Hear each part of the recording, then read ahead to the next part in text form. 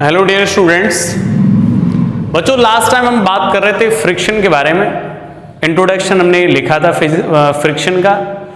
आज हम लोग थोड़ा आगे उसे कंटिन्यू करते हैं, फ्रिक्शन को और समझते हैं फ्रिक्शन के बारे में। ठीक है, चलिए बेटा, लास्ट में जो टॉपिक चला था वो चल रहा था हमारा कांटेक्ट फोर्स पर बेस्ड। कांटेक्ट फोर्स फाइंड कर रहे थे, तो मैं कुछ क्वेश्चन दे रहा हूं, उनमें कांटेक्ट फोर्स आपको बताना है। ठीक है, चलिए या कांटेक्ट फोर्स से पहले कुछ चीजें और जान लेते हैं बेटा। सही है, पहले सिंपल सिचुएशन लेते हैं, कुछ simple questions.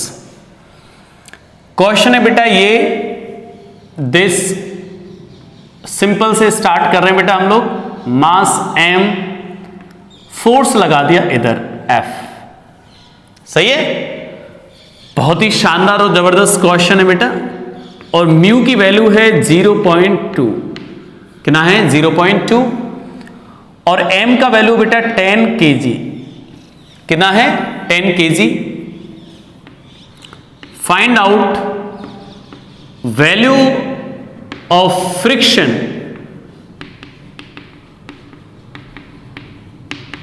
In following situation. Following situations, कौन कौन सी सिचुएशन? फर्स्ट, F का वैल्यू बेटा 10 Newton, 40 Newton, 80 Newton, 20 Newton, 24 Newton. सही है, एक तो आपको फ्रिक्शन बताना है, दूसरा साथ ही साथ बेटा एक्सेलरेशन भी बताना है, and acceleration of block. Acceleration of block. ठीक है, चलिए स्टार्ट करते हैं बेटा। फ्रिक्शन में अगर आपको जीतना है, फ्रिक्शन में महानता हासिल करनी है, तो जो स्टेप बताए गए उसी स्टेप को फॉलो करो। सबसे पहले बना दो इसका फ्री बॉडी डायग्राम। चलिए तो सर इसका सबसे पहले बनाते हैं हम लोग फ्री बॉडी डायग्राम। तो फ्री बॉडी डायग्राम एनएलएम के अंदर सीखे खूब सारे।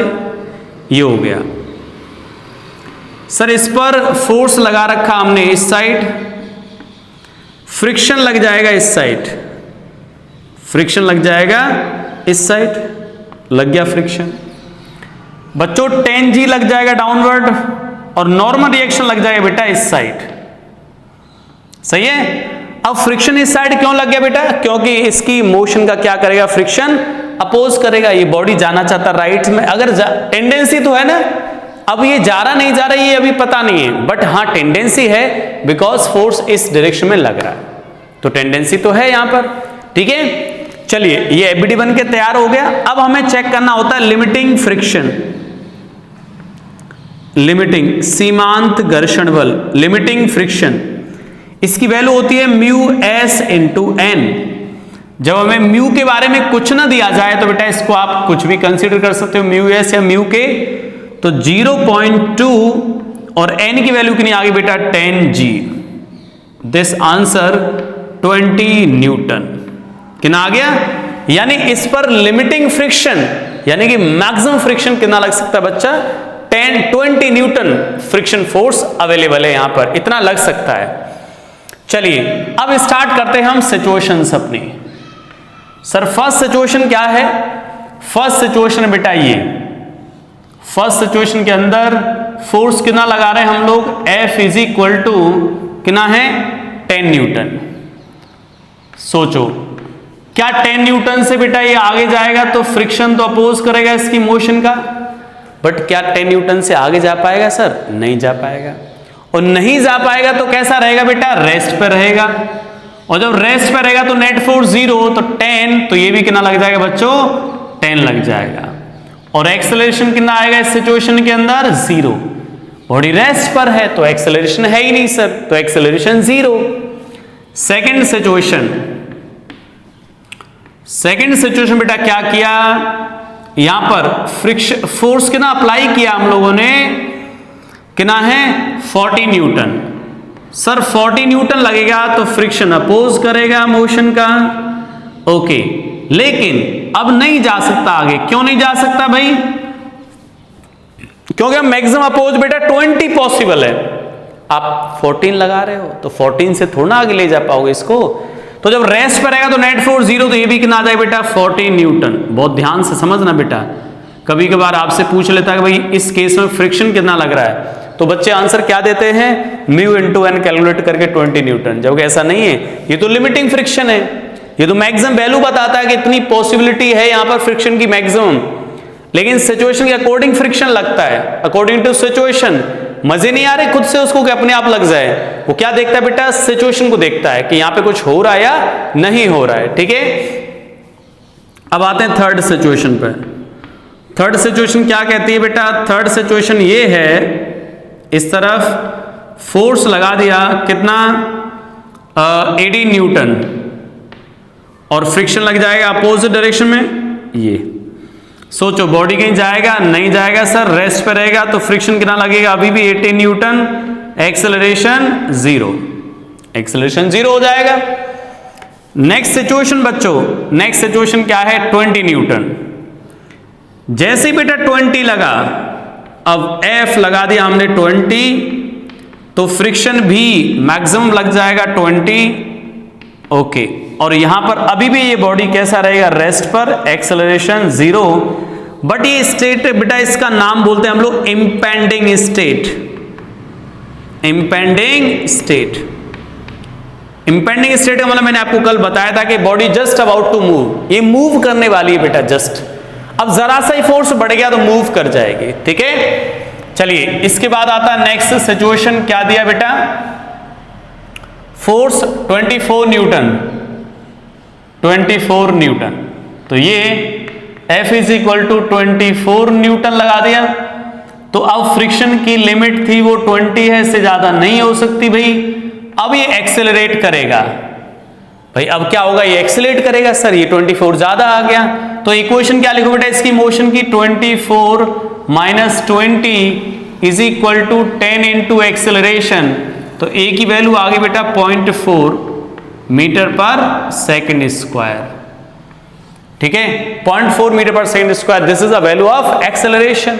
समझ रहे बेटा, तो इस तरीके से हम लोग फ्रिक्शन के बारे में थोड़ी थोड़ी चीजों को जाने हैं, समझे हैं। अब गलती ये मत कर देना कभी बेटा, जैसे आपने फ्रिक्शन पूछा फटाफट म्यू इंटू एन लिख दिया, ये आएगा सर फ्रिक्शन। बेटा ये तो पॉसिबिलिटी है, अवेलेबिलिटी ऑफ फ्रिक्शन है कि कितना फ्रिक्शन इन सरफेसेस के बीच में एग्जिस्ट कर रहा है, ये वो पॉसिबिलिटी है। ठीक है, वैल्यू क्या होगी, वो अकॉर्डिंग टू सिचुएशन आएगा, अकॉर्डिंग टू सिचुएशन वैल्यू आएगी। ठीक है, चलिए तो इसको कर देता हूं बेटा मैं नोट, और इसके बाद हम आते हैं नेक्स्ट क्वेश्चन पर। ठीक है,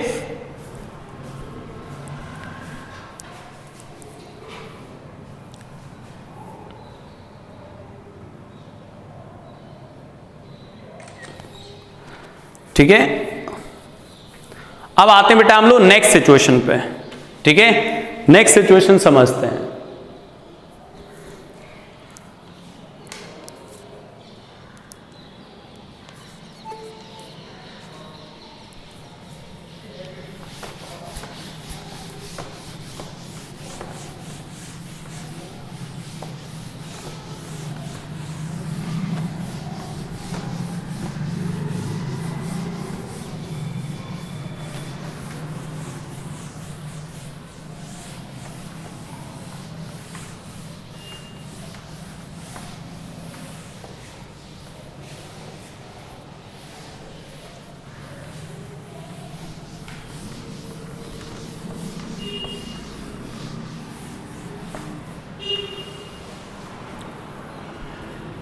ठीक है, देखिए नेक्स्ट सिचुएशन क्या बेटा, नेक्स्ट सिचुएशन ये बेटा, write down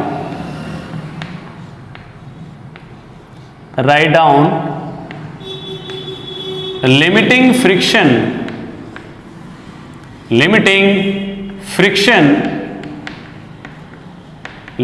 friction in following situation,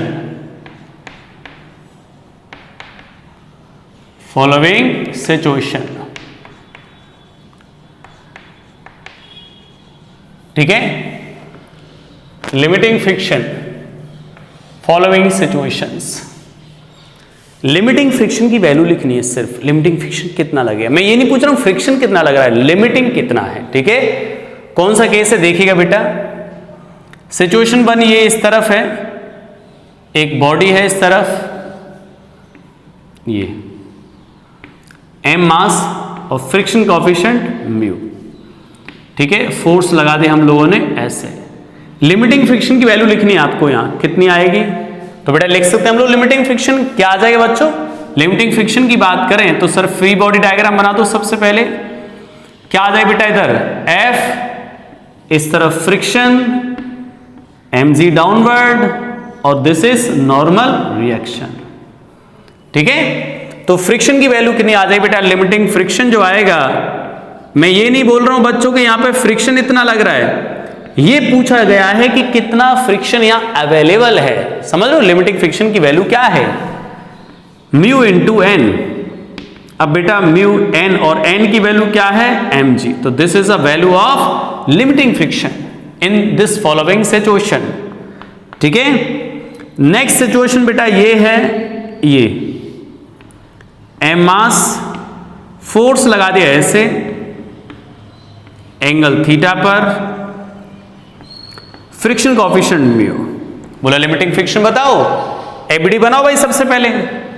free body diagram बनाएंगे तो क्या आएगा भाई, mg तो सर डाउनवर्ड लग जाएगा, f का कंपोनेंट और f के component, f cos theta, f sin theta, यहां पर फ्रिक्शन और इधर n। क्या आएगा भाई, फ्रिक्शन की वैल्यू बात करें कि फ्रिक्शन कितना आएगा, तो बेटा फ्रिक्शन निकाल सकते हैं कितना, mu into N, mu into N. अब बेटा एन की वैल्यू बताना कितनी होगी यहां पर बच्चों, एन की वैल्यू कैसे निकालोगे, सर ये बॉडी जो है इस डायरेक्शन में तो ट्रेवल कर नहीं रही है, ऐसा मान के चलेंगे भाई इस डायरेक्शन में ट्रेवल नहीं कर रही है, तो ये दोनों force n plus this equal to mg, तो n की वैल्यू कितनी आ जाएगी बेटा, n की वैल्यू कितनी आ जाएगी बच्चों, mg minus f sin theta. This is a value of limiting friction this following situation. ठीक है, नेक्स्ट थर्ड पार्ट बच्चों ये है इस तरीके से, ये फोर्स लगा दिया मैंने इस डायरेक्शन में एंगल थीटा पर। ठीक है, मास m। सबसे पहले काम क्या है बेटा हमारा, फ्री बॉडी डायग्राम बनाना, तो फ्री बॉडी डायग्राम बना दो बच्चों। फ्री बॉडी डायग्राम बना दिया सर, ये F का एक कंपोनेंट इधर आएगा, एक कंपोनेंट इधर आएगा, इधर कौन सा कंपोनेंट आएगा बेटा, F cos थीटा, इधर F sin थीटा, यहां पर mg और इस तरफ फ्रिक्शन। ठीक है, और बच्चों इधर क्या आएगी, नॉर्मल रिएक्शन। ओके, तो फ्रिक्शन की वैल्यू क्या आ जाएगी बेटा यहां पर, mu into N, mu into N को मत भूलना। अब एन की वैल्यू अकॉर्डिंग टू सिचुएशन आती है, तो कितनी आ गई बेटा एन की value, mg plus f sin theta. This is a value of friction force, limiting friction.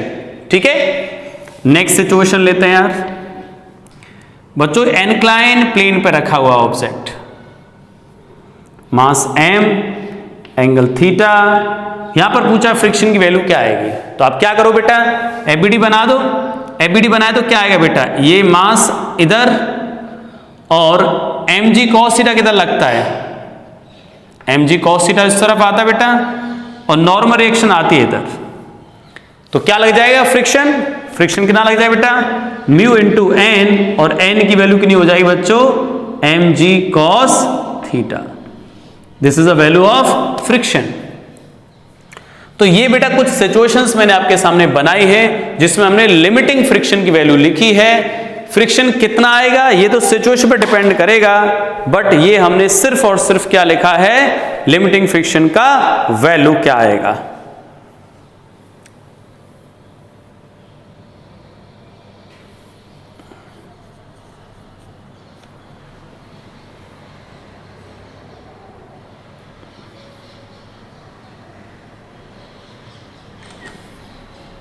ठीक है, चलिए आगे बढ़ते हैं अभी फ्रिक्शन में हम लोग।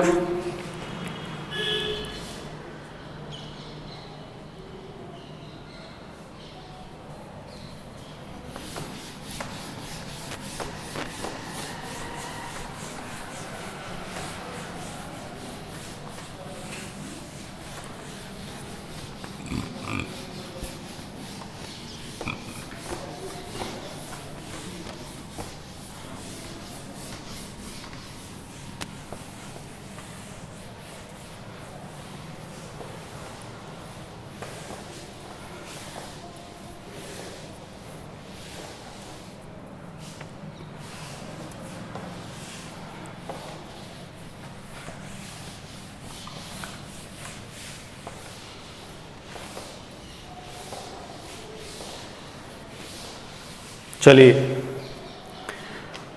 बेटा कुछ सिंपल क्वेश्चन लेते हैं पहले, उसके बाद आगे बढ़ेंगे। क्वेश्चन है बच्चों ये, एक ब्लॉक और इसको हम लोग इधर खींच के ले जा रहे हैं। 100 न्यूटन फोर्स, एंगल 37 डिग्री पर, 10 kg का मास, फ्रिक्शन कोफिशिएंट 0.2। सही है। एक्सेलरेशन पूछा है, ब्लॉक का क्या आएगा? चलिए बेटा क्या कंसेप्ट सिखाया है? कंसेप्ट सिखाया बेटा, सबसे पहले फ्री बॉडी डायग्राम बनाओ इसका। 10G इस तरफ, नॉर्मल रिएक्शन इस तरफ, F को डिवाइड किया तो एक आएगा इस तरफ F cos 37, तो F की वैल्यू कितनी है? 100 cos 37, ये 100 sin 37, और फ्रिक्शन लग जाएगा बच्चों इसके पीछे। फ्रिक्शन कहां लग जाएगा? इसके पीछे, बैक साइड में। ठीक है, फ्रिक्शन इस साइड लग गया। अब हमें यह पूछा कि भाई इसका एक्सेलरेशन क्या आएगा, तो सबसे पहले मान लो फ्रिक्शन की अवेलेबिलिटी निकाल लेते हैं। तो फ्रिक्शन क्या आएगा बेटा? Limiting friction mu into N, इसकी वैल्यू 0.2। सर n का वैल्यू क्या है बेटा? डायग्राम से देखो, ये दोनों मिलके इसके बराबर है, तो n किसके इक्वल आ जाएगा? इसको उधर ले आओ बेटा। 10G माइनस 100 sin 37 3/5, 0.2, ये हो गया 100 माइनस ये हो गया 60, ये 40 और ये 80, तो ये आ गया बेटा कितना? 80 है यहाँ पर भाई, 40 हो जाएगा, 40 इंटू 2 80 हो जाएगा, समझ रहे हो? तो 8 न्यूटन ये आ गया फ्रिक्शन फोर्स। सही है, this is a value of friction. अब ये कौन सा फ्रिक्शन बेटा? अवेलेबल, मैक्सिमम फ्रिक्शन पॉसिबल कितना है? 8 न्यूटन। सर ये फोर्स कितना लग रहा है इधर? 80 न्यूटन लग रहा है। अब सोचो 80 तो ज्यादा है सर, 8 कम है, तो ये बॉडी क्या हो जाएगी बेटा? एक्सेलरेट हो जाएगी। क्या एक क्वेश्चन आ जाएगी फिर? 80 minus 8 is equal to 10 into A, यहां 72.10 हो जाएगा। ए का वैल्यू कितना आ गया बेटा? 7.2 मीटर पर second square. This is a value of acceleration. Clear है यहां तक? ठीक है, नेक्स्ट। अब इससे कई सारे क्वेश्चंस हो सकते हैं बेटा। अब ये ब्लॉक रख दिया देखो यहां पर, अब यहां ये पुलिस से अटैच कर दिया, इस तरफ 10 kg, दिस ऑल्सो 10 kg और फ्रिक्शन कोफिशिएंट 0.2। बोला कि इसका एक्सेलरेशन बताओ और इसमें टेंशन बताओ। ठीक है, तो अब लोग एनएलएम पर आ गए बेटा, आसान है करना, इसको सॉल्व करना। कैसे सॉल्व करेंगे बच्चों? एबीडी बनाए सर इसका, तो टेंशन लग जाएगा इस तरफ, फ्रिक्शन लग जाएगा ऐसे, और फ्रिक्शन की वैल्यू कितनी आएगी बेटा? म्यू इंटू एन, डायरेक्ट लिख दू 20 आ जाएगी। अरे म्यू इंटू एन, म्यू की वैल्यू 0.2, एन की वैल्यू बेटा 10G 20 आ जाएगी, समझ रहे हो? अच्छा, और इस वाले बॉडी का एबीडी बनाएंगे तो कैसे बनेगा बेटा? 10G डाउनवर्ड और टेंशन अपवर्ड। जितना एक्सेलरेशन इसका इस साइड होगा उतना ही एक्सेलरेशन इसका भी इस साइड होगा। क्या इक्वेशन लिखो बेटा? 10G minus T is equal to 10 into a, equation number 1। इसकी इक्वेशन क्या लिखी जाएगी? t minus 20 is equal to 10, equation number 2। अब आगे मैं सॉल्व नहीं कर रहा हूं बेटा, ठीक है? t ने t को कैंसिल कर दिया, a की वैल्यू निकालो और a की वैल्यू कहीं भी पुटअप करोगे तो किसका आंसर मिल जाएगा आपको? t का वैल्यू आ जाएगा। ठीक है, चलिए नेक्स्ट क्वेश्चन ले लेते हैं यार। ये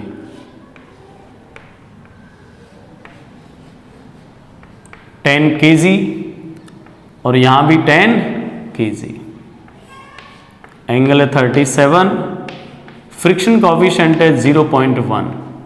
कितना है? 0.1। What is the value of tension and acceleration? बेटा एक्सेलरेशन इधर तो इधर a और टेंशन।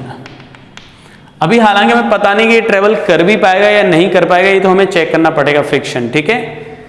चलिए, तो इसका एबीडी बनाया जब बेटा इंक्लाइन प्लेन पे रखा है वो इस तरीके से रखा हुआ है, 10 kg फ्रिक्शन लग जाएगा इस साइड, कितना म्यू इंटू एन, म्यू की वैल्यू है 0.1। अब डायरेक्ट लिखूंगा, मैं बता चुका हूं एन की वैल्यू कितनी आएगी यहाँ पे बेटा, एन इस तरफ आएगा और इधर कितना आएगा 10g cos 37, तो कितना आएगा फ्रिक्शन की वैल्यू कितनी आने वाली है 0.1 10g cos 37 और cos 37 4/5 बेटा ये 2 टाइम्स कैंसिल हो गया, 8 हो गया, तो फ्रिक्शन की वैल्यू आ गई 8 न्यूटन। कितनी आ गई 8 न्यूटन, ठीक है। अब सोचो ये 8 न्यूटन लगेगा बैक साइड और टेंशन लगेगा इस साइड, और इस वाले पर यहां पर जो फोर्स लग रहा है इस वाले ब्लॉक पर क्या आएगा बेटा, इस वाले ब्लॉक पे 10g डाउनवर्ड और टेंशन अपवर्ड। तो क्या इक्वेशन लिख दोगे अब इसकी इक्वेशन लिख दो 10g minus T is equal to 10a, और इसकी इक्वेशन बेटा t माइनस फ्रिक्शन लग रहा है 8 is equal to 10a, equation number 2, ठीक है। सॉल्व कर देंगे हम लोग आसानी से, ठीक है। चलिए इसको कर देता हूं बेटा मैं नोट, ठीक है भाई।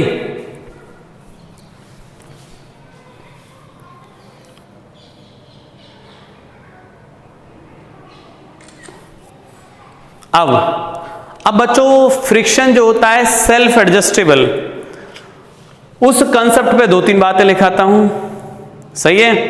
या उससे पहले हम 2 चीजें बेटा 2 टर्म यहां डिफाइन करूंगा, एंगल ऑफ रिपोज और angle of friction, angle of repose and angle of friction, 2 बातें करेंगे सिंपल।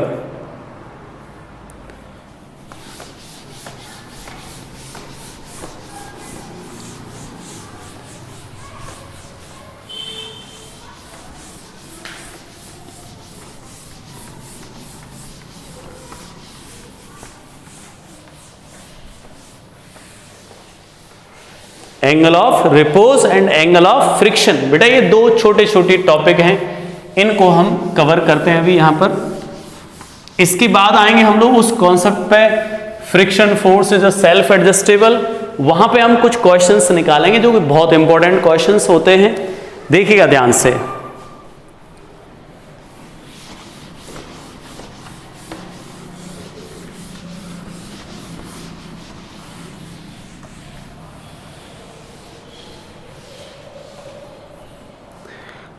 ठीक है, तो सबसे पहले मैं समझा रहा हूं आपको angle of friction, angle of friction,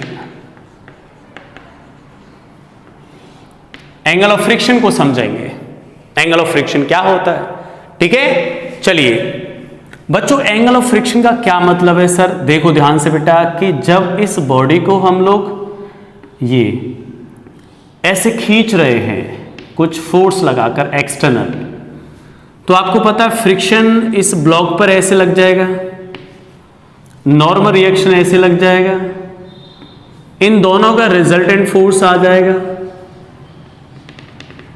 जिसको हम बोलते हैं कांटेक्ट फोर्स। क्या बोलते हैं बेटा इसको, कांटेक्ट फोर्स। कांटेक्ट फोर्स जो यहां से एंगल बना रहा है that is angle of friction, that is angle of friction.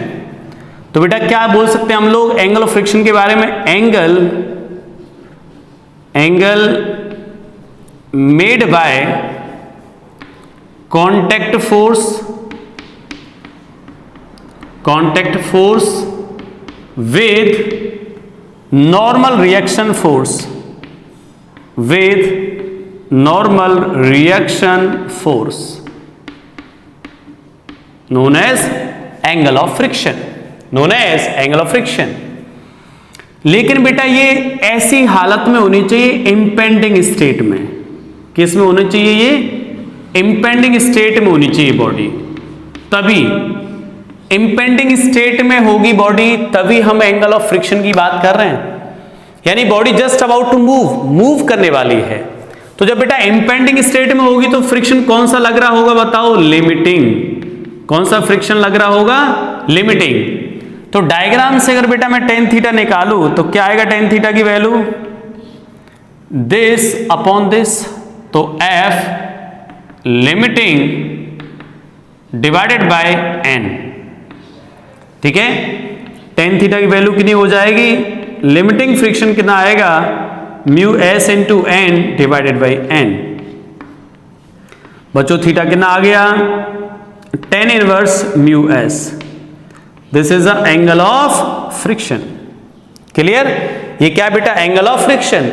और कांटेक्ट फोर्स मैंने आपको कल समझाया था, कांटेक्ट फोर्स की वैल्यू कितनी आ जाएगी फिलहाल इस केस में, N square plus F limiting का स्क्वायर। कांटेक्ट फोर्स ये हो जाएगा, सिंपल है यार। तो एंगल ऑफ फ्रिक्शन में कोई ऐसी खास बात नहीं है। एंगल ऑफ फ्रिक्शन कितना आ गया बेटा, ten inverse mu S. Okay, अब हम बात करने वाले हैं बेटा एंगल ऑफ रिपोज की। एंगल ऑफ रिपोज,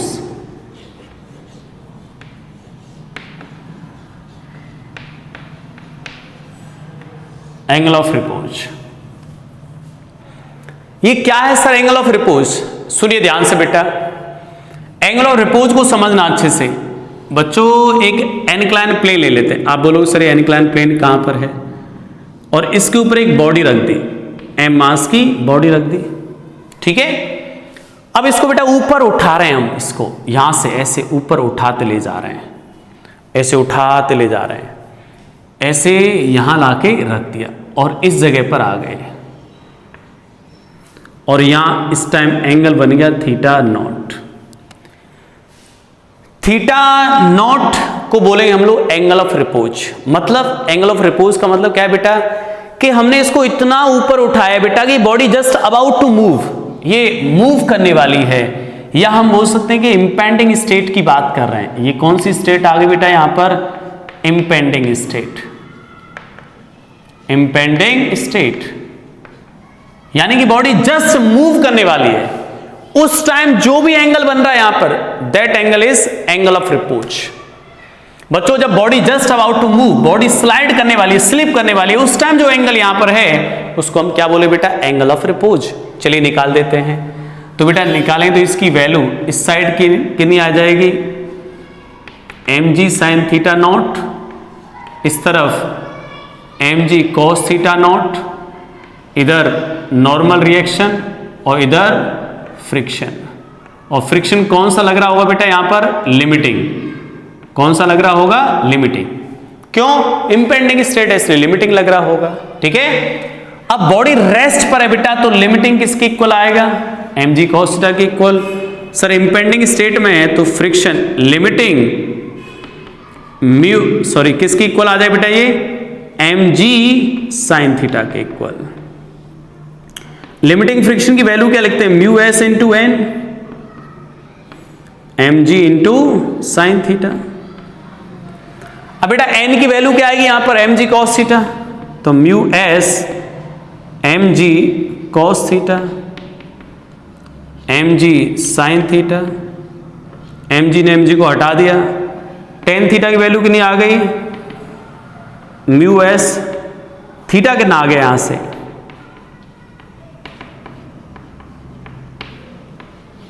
वैल्यू वही आई है बेटा, वैल्यू वही आई है जो एंगल ऑफ फ्रिक्शन की वैल्यू आई थी, बट इंपॉर्टेंट दोनों की बेटा मतलब अलग अलग है। एंगल ऑफ फ्रिक्शन का अलग रामायण है और एंगल ऑफ रिपोज की अलग रामायण है। एक्चुअल बेटा एंगल ऑफ रिपोज ये डिसाइड करता है कि बॉडी स्लाइड करेगी इनक्लाइन प्लेन पर या नहीं करेगी। अच्छा, कब करेगी और कब नहीं करेगी? तो अगर सर एंगल थीटा अगर एंगल ऑफ रिपोज से ज्यादा हो गया, इस एंगल को और बढ़ा तो क्या कर जाएगी बॉडी, स्लाइड डाउन। सही है बेटा, थीटा की वैल्यू एंगल ऑफ रिपोज से ज्यादा होगी तो बॉडी डाउन स्लाइड कर जाएगी। अगर थीटा एंगल ऑफ रिपोज से कम है तो क्या होगा, बॉडी कहां रहेगी बेटा, इनक्लाइन प्लेन पर रहेगी, नो मोशन। समझ गए? इस केस में स्लाइड नहीं करेगी। तो एंगल ऑफ रिपोज डिसाइड करता है बेटा कि ये बॉडी इनक्लाइन प्लेन पे जो रखी है वो मूव करेगी या नहीं करेगी, ये डिपेंड किस पे होगा, एंगल ऑफ रिपोज पर। और एंगल ऑफ रिपोज की वैल्यू हम लोग यहां से निकाल देंगे। ठीक है, अब बेटा हमें यहां पे कुछ वेरिएशंस ड्रॉ करने हैं। कुछ वेरिएशंस मतलब नॉर्मल रिएक्शन का वेरिएशन क्या आएगा और फ्रिक्शन फोर्स का वेरिएशन क्या आएगा, समझ रहे हो, थीटा के साथ। ठीक है, सबसे पहले मैं नॉर्मल रिएक्शन का वेरिएशन ड्रॉ करता हूं। तो बेटा नॉर्मल रिएक्शन कहीं भी देखो किसकी इक्वल आएगी, mg cos थीटा की इक्वल आएगी। अरे भाई नॉर्मल रिएक्शन जैसे थीटा नॉट था तो इसलिए थीटा नॉट आ गया, बट कोई एंगल होता तो क्या था, mg cos थीटा। तो n की वैल्यू क्या आ जाएगी बच्चों, n की वैल्यू आ जाएगी mg cos थीटा। यानी कि जो n है बेटा, n की वैल्यू जो किस पे डिपेंड कर रही है, n का जो वैल्यू आया वो किसकी इक्वल आएगा, mg cos थीटा। तो अगर थीटा के साथ इसका वेरिएशन बताना चाहते हैं n का, तो कैसा आएगा बेटा वेरिएशन n का थीटा के साथ, cos का ग्राफ आ जाएगा बेटा, cos का ग्राफ n और इधर थीटा। तो cos का ग्राफ याद है कैसे होता है, cos का ग्राफ यहां से स्टार्ट होता है ऐसे, यहां तक बना देंगे हम लोग ग्राफ, यहां तक बना देंगे। यहां पे थीटा हो जाए बेटा 90 डिग्री और 90 डिग्री होते ही नॉर्मल हो जाएगी 0। जब 0 डिग्री एंगल था तो n की वैल्यू किसकी इक्वल आएगी, mg के इक्वल।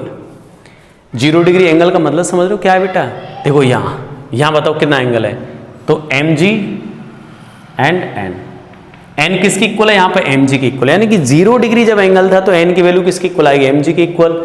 जैसे जैसे एंगल को बढ़ा दिया 90 करते क्या होगा, ब्लॉक स्लाइड कर जाएगा और n की वैल्यू क्या हो जाएगी 0। तो 90 डिग्री पर n का वैल्यू 0 और किसका ग्राफ आ जाएगा बेटा, cos का ग्राफ आएगा, क्योंकि mg cos थीटा ये तो कांस्टेंट है बेटा, cos थीटा। तो n का ग्राफ कैसा आएगा, बिल्कुल cos का, और cos का कर्व मैं आपको बता चुका हूं ऐसा होता है।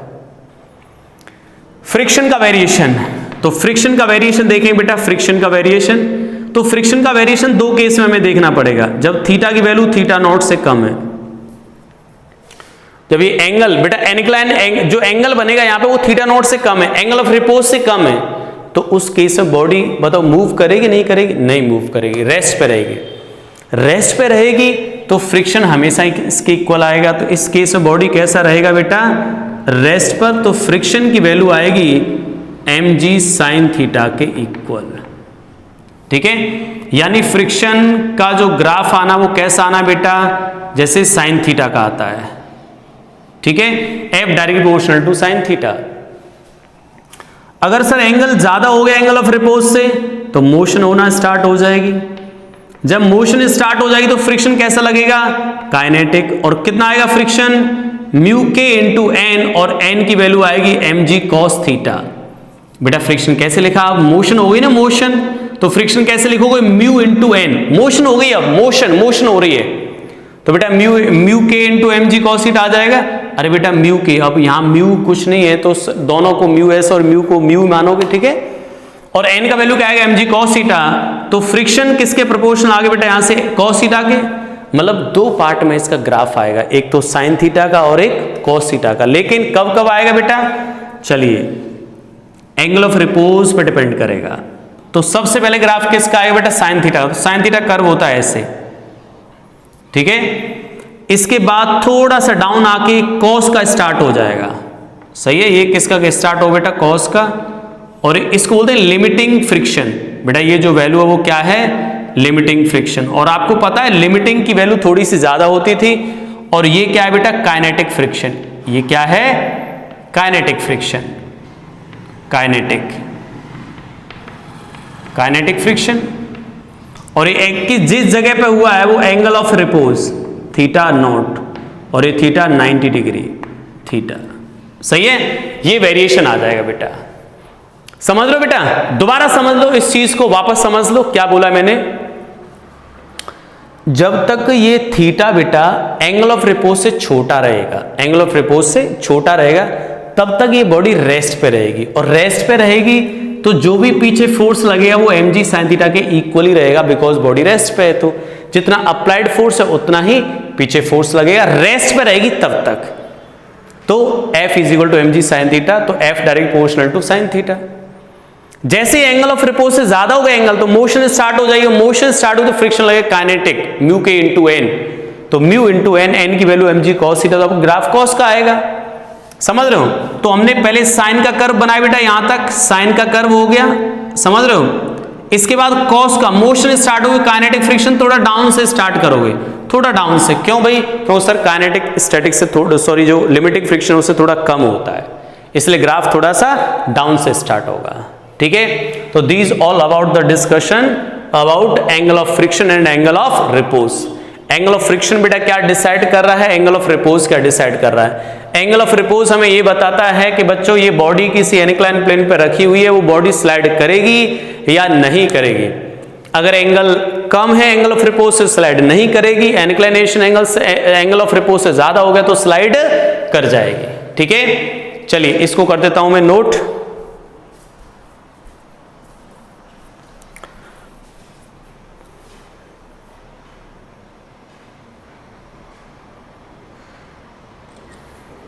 ठीक है, तो इसके बाद की कहानी बेटा हम लोग नेक्स्ट क्लास में स्टडी करेंगे, समझ रहे हो। फ्रिक्शन सेल्फ एडजस्टेबल प्रॉपर्टी की बात करेंगे। ठीक है, okay dear students, thank you for watching.